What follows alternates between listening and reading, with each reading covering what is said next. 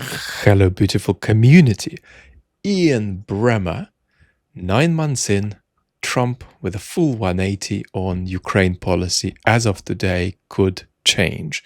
The internet is going a little bit like this. And the White House says, that Trump says that Putin and Russia are in big economic trouble and it's time for Ukraine to act. Now, we're going to read what Trump says from beginning to end, and I haven't read it yet, so we'll actually go through it together and just react. But foundations first. Trump has narcissistic personality disorder. That means that his narcissistic dependence on Putin isn't going to change unless something very big happens of the kind that is quite frankly not likely to happen. That doesn't mean he always has to do things in Putin's favor.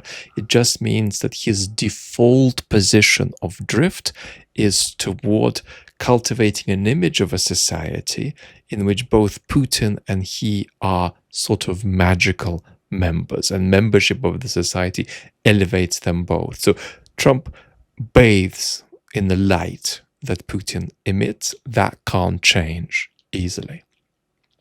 The second thing is that Trump is ideologically allied with Putin.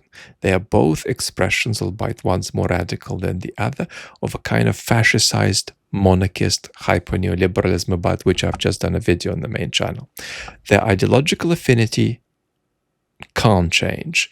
Their narcissistic interdependence, or Trump's dependence on Putin narcissistically, is unlikely to change unless a very big crack connected with some kind of world historical event occurs.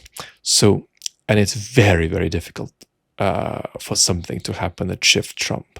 Trump has to eat out of the same plate every single day, and that's how he thinks about politics. It's very, very difficult for him to shift.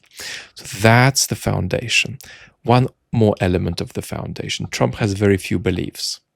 He has dispositional states. Dispositional states are not steady enough to be beliefs. If I believe that Arsenal Football Club are playing beautiful football on a Tuesday, but change my mind on a Thursday and then change my mind back again, these are not beliefs. A belief needs to be there for at least, let's make this up on the spot, 7 months. If you don't have that steadiness, you are going through various fleeting dispositional states. That's Trump's experience of nearly everything, because he's not interested in the substance. He is interested in what kind of absorption of glow from objects with which he has a narcissistic relationship he can bathe himself in. Having done the background, now let's read.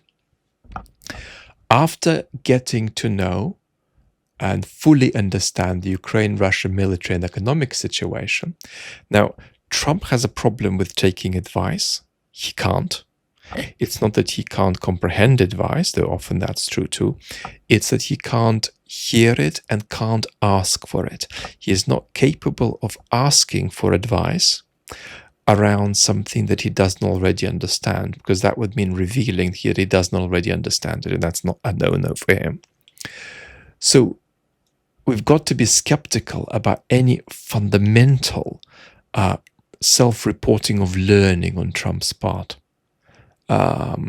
It's very, very important to be extremely cautious about that.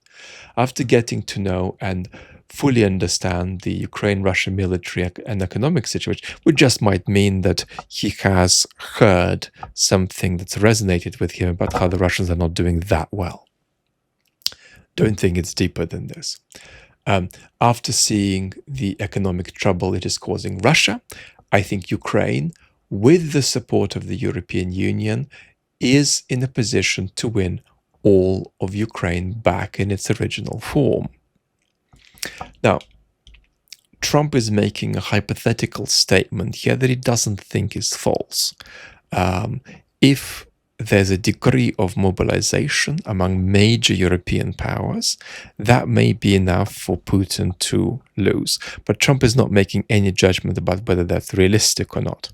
And the point of this sentence, as I read it, is less to make judgment about what kind of outcome there could be depending on what things happen, and actually more about saying it's in the hands of the Europeans.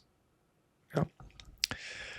With time, patience, and the financial support of Europe, and in particular NATO, the original border from where the war started is very much an option.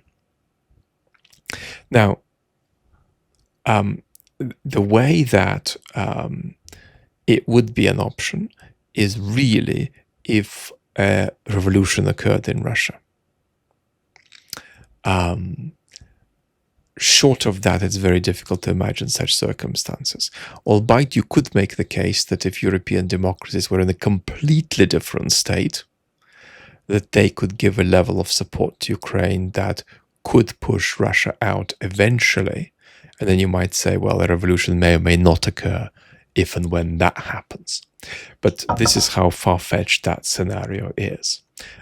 Europe doesn't have that capacity, therefore Ukraine is not going to regain its territory back unless a revolution occurs in Russia. Why not? Russia has been fighting aimlessly for 3.5 years, and a war that should have taken a real military power less than a week to win. This is not distinguishing Russia. In fact, it's very much making them look like a paper tiger. I don't know. They might be, they might not be. Who knows how strong Russia is? Well, he's saying that. When the people living in Moscow and all the great cities, towns, districts, and all throughout Russia find out what is really going on with this war, the fact that it's almost impossible for them to get gasoline through the long lines that are being formed, and all the other things that are taking place in their war economy, where most of their money is being spent on fighting Ukraine, which has great spirit and only getting better. Ukraine would be able to take back their country in its original form, and who knows, maybe even go further than that. Putin and Russia are in big economic trouble, and this is time for Ukraine to act. In any event, I wish both countries well. Whoever is going to win is going to win. We will continue to supply weapons to NATO, for NATO to do whatever they want with them. Good luck to all parties. Maybe Ukraine will win. Maybe Russia will win. Who knows? Nobody knows. Donald J. Trump, President of the United States of America. Russia could lose if the Europeans mobilize remarkably, but who cares whether they will or won't? We can sell them weapons and they can do whatever the hell they want with them. But I am making a gesture of withdrawal from the conflict. Right? This is not an expression of support for Ukraine. This is an expression of withdrawal from the conflict and pessimism about Trump's capacity to bring about peace. But he could very easily get looped back into a protracted, real or artificial peace process a few weeks from now, depending on what happens. So I wouldn't put much weight on this, even as a statement about withdrawal from the conflict. Trump could circle back and try to bring about an end to the war. Again, which is a very difficult thing for him to do because he doesn't understand the causes of war and doesn't understand the Kremlin's aspirations in the war. Let's look at this again.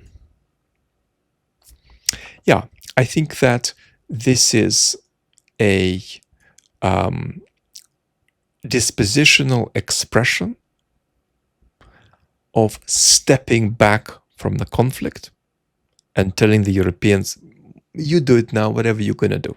You could do really well, you could win very strongly, you might not win at all. This is not an expression of support for Ukraine. This does not say XYZ is going to be done to make things tough on Russia.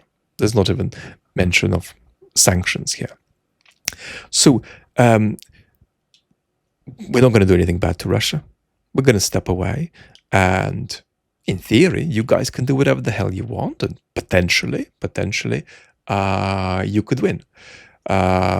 In the end, he thinks They're not going to, because he doesn't think Europe is strong. He thinks Europe is pathetic and he despises Europe. And he's still open to an alliance with Vladimir Putin that sort of pits Russia and America against Europe, if only Putin would stop the damn war.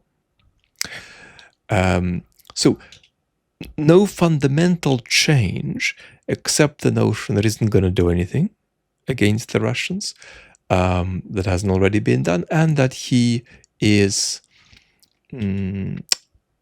inclined now to look at stepping away from the war. That's about it.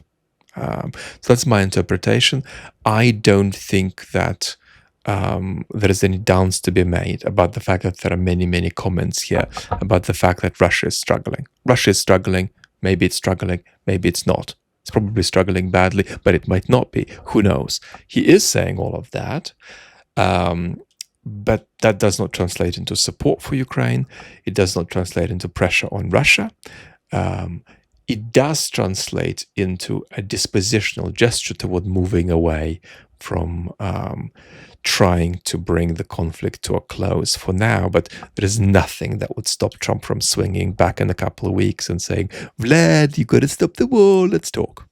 So that's roughly how I read this. So no, this is not time to dance. Lots of love.